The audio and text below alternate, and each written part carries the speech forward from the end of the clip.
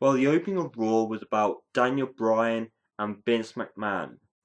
Daniel Bryan starts off blaming Vince McMahon for the dislike and hatred Brad Maddox was having towards Daniel Bryan. And this brings out Vince McMahon saying that he doesn't believe in Daniel Bryan, doesn't have the faith in him because he's not got the ruthless aggression, something that makes him the fearsome wrestler, someone who Vince McMahon can believe can go on and beat his number one guy, John Cena, at SummerSlam. And the fact that John Cena doesn't have the ruthless aggression anymore. Maybe that's because Vince McMahon, because of the booking John Cena's been receiving over the last few years, he's done everything. He's got no reason to prove that he's the top guy anymore with the ruthless aggression that you're looking for in him. As for Daniel Bryan, I think by now and by in the night, he's proving that he is a guy that you can start getting behind and stop not believing in him. But Daniel Bryan says it doesn't matter what you say, Vince McMahon, it depends on the people. And the WWE Universe just go yes, yes, yes. And it's not like we've seen this match before. The Usos and Mark Henry going 3-on-3 against the Shield. And even though the Shield pick up a win, I'm more questioning on Mark Henry. The only reason I can think of Mark Henry turning face, even though he plays one of the strongest heels the WWE have got, is so at SummerSlam we could possibly have this 3-on-3 match happening again at SummerSlam, unless they're going to pair them off with the Shield versus the Usos, Mark Henry versus Dean Ambrose. Either way, I don't believe in Mark Henry having to turn face to do this. But share your thoughts on this Mark Henry face turn in the comment section below. The match between Rob Van Dam and Fandango, I really didn't care about. Number one, Rob Van Dam needs a reason for why he returned. Maybe it's to go against Fandango at SummerSlam, but that I don't really care about. More because of Fandango. I've never really liked or cared about him. To me, he's only a theme song, not a wrestler. And I don't know what the WWE could possibly do with him apart from having him as a entertainer. But he ends up walking out this match, getting counted out, and Rob Van Dam gets the win. Whoop-de-doo. Even though at SummerSlam, Caitlyn's getting her rematch for the Divas Championship, tonight on Raw, Caitlyn defeats AJ via the spear, which annoys AJ because Langston, her bodyguard, her future boyfriend, doesn't do anything to help her. So after the match, when she's screaming her head off because she lost via the spear, out comes Ziggler to say, well, maybe you and Langston could cry on each other's shoulder after AJ's lost and after Ziggler defeats Langston tonight. But that doesn't happen because AJ gets involved and attacks Ziggler, giving Ziggler the win by DQ. And this was more, yes, to probably give us the match at SummerSlam between Ziggler and Langston, but also to possibly tease the breakup of Langston and AJ. So there's a lot going on in this segment, these matches to forward on storylines, but AJ's character, it's never going to change, is it? She's always going to be this crazy, mood changing chick. Ziggler, I'm still looking forward to his progression as a face. Langston, I'm just wondering where he's going to go when he branches away from Ziggler and branches away from AJ. So, for the purpose of storyline, I'll give this part Raw a thumbs up. Just like our Divas match, our number one contender beats our champion. Christian defeated Alberto Del Rio. Even though it was via a tight roll up, it pushes Christian more towards SummerSlam. But you guys remember when Christian last feuded with Alberto Del Rio? Yeah? You do, right? Back at Extreme Rules 2011? Yeah, I try not to. But it looks like we're going to be getting it again. Yep. I should be celebrating, but I think Christian, just like a Rob Van Dam, would be great involved in the mid cards, giving us some more mid card matches, quality mid card matches, building up mid carders to go up to the main event. But instead of doing that, it looks like that Christian is being put into the title picture to give us stuff we've already seen. This next match I was surprised about and I weren't, because Cody Rhodes, the guy who's been on a losing streak until the WWE came up with the idea to put Cody Rhodes and his ex-tag team partner, ex-best friend Damien Sandow into a feud.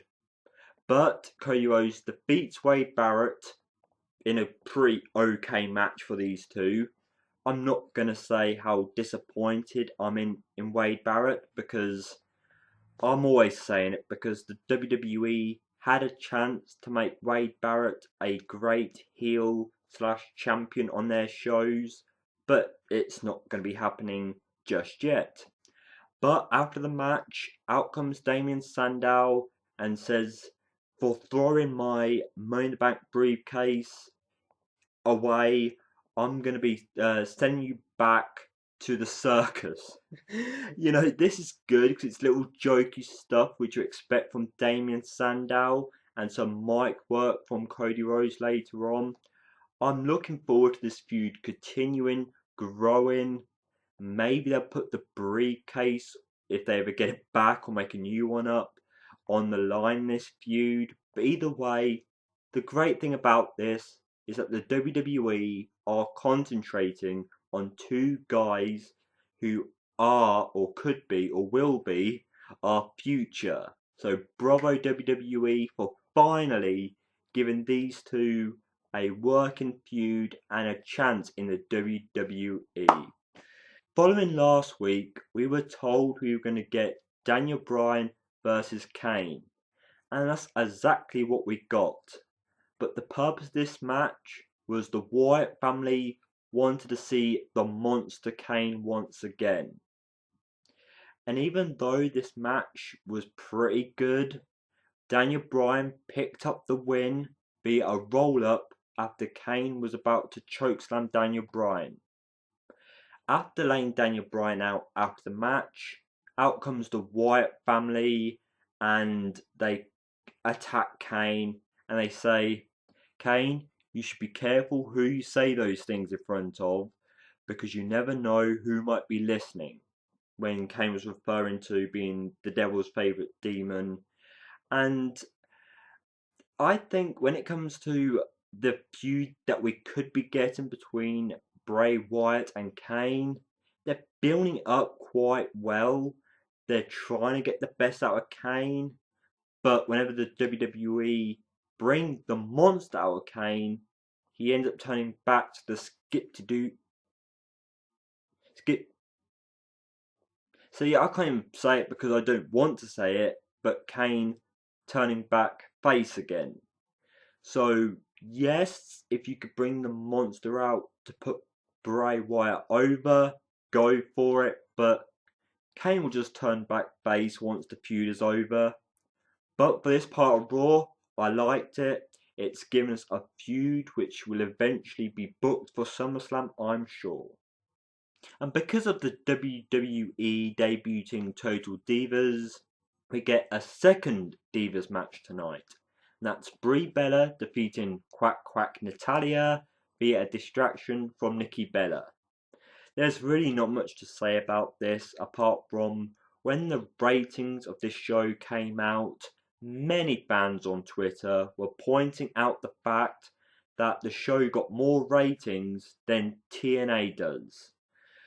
You know, people are insulting TNA a lot recently because of what's been going on in the TNA world, the releases, the ratings that keep rising and dropping, and many other reasons that I'm sure you can come up with. But that's all I'm going to say about this. Quack, quack. Following Curtis Axel defeating R-Truth via disqualification thanks to Punk, this whole feud between Brock Lesnar and CM Punk is not as strong as it could be thanks to Brock Lesnar's stupid contract. So instead, we're getting a feud between CM Punk and Paul Heyman growing each and every week. But Brock Lesnar does make up for it once he's at a pay-per-view or makes an odd appearance on a show doing what he does. But I'm just seeing this feud more about you having to face Brock Lesnar to get at Paul Heyman instead of the feud is between CM Punk and Brock Lesnar. Is it just me or do you get that feeling too? In a backstage segment before the main event, we have our weekly dose of the McMahon storyline. We have Triple H talking to Vince McMahon about John Cena and Daniel Bryan. And Vince McMahon goes on to say he would like a younger version of Triple H to be the one to defeat John Cena more than Daniel Bryan, who Vince McMahon doesn't believe he's going to do it, while Triple H is sticking up for Daniel Bryan. Stephanie suggests that she gives Daniel Bryan a corporate makeover. You know, even though they're bringing up Daniel Bryan, it's just a way to get the McMahons on TV to forward their storyline. Which, to be honest, people, are you really interested to see as much as you were in the Attitude Era? So instead of throwing an Orton or a Sheamus tonight on Raw, we get Ryback versus John Cena in a tables match.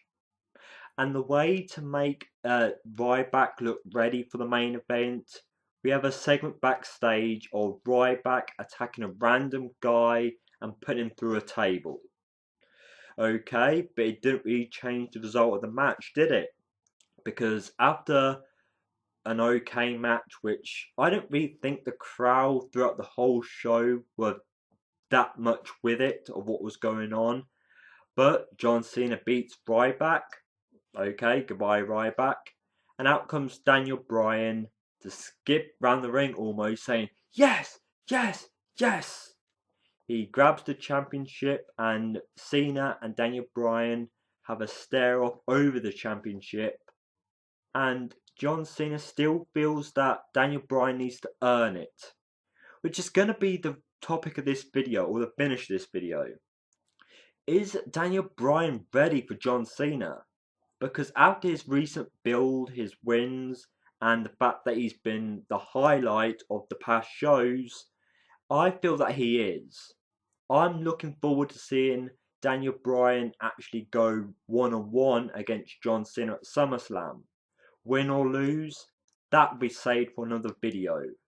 But people, please share your thoughts tonight of Raw in the comment section below. And I've been one half the British Fist, NJ. What's up? Thank you very much for watching. And please don't forget to watch the replaced WWE pay-per-view Battlegrounds coming soon.